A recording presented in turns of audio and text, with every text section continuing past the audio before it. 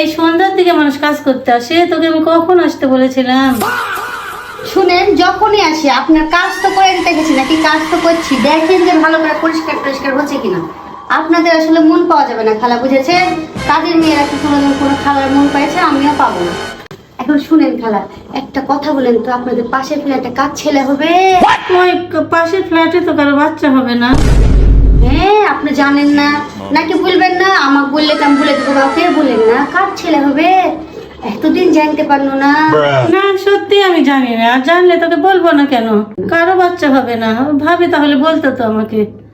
আপনিও জানেন না? আপনি ঠিকই জানেন, আমাকে বলবেন না তাই মনে করছেন আমি কাউকে বলে দিব। তুই কি করে খবর পেলি যে বাচ্চা হবে? কি করে খবর পানো? আমি যখন আসছি না আপনার বাড়িতে, দেখেন এই 8টার দিকে, বুঝলেন? কেউ জানে না তো, এর লেগে রাত্রে ছেলে হচ্ছে। রাত্রেবেলা ছেলে হবে, কাউকে দেখাবে না, তাই এর লেগে। রাত্রেবেলা কি করে বাচ্চা হবে? আর বাসা থেকে বাচ্চা হবে কি করে?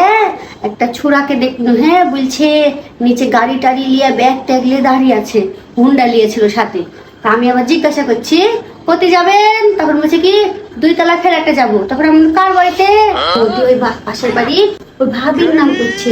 তাই বলে ছেলে হবে খালা, আপনিও জানেন না?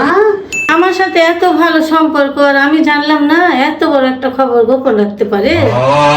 আপনাদের তো ভালো খাতির, আমি খবর পেয়েছি খালা ঠিকই। তো ওই ছোড়াকে জিজ্ঞাসা করছে আপনি কে?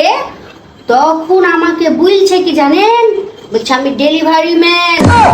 ডেলিভারি ম্যান নিয়ে চলে এসেছে ডেলিভারি করার লেগে।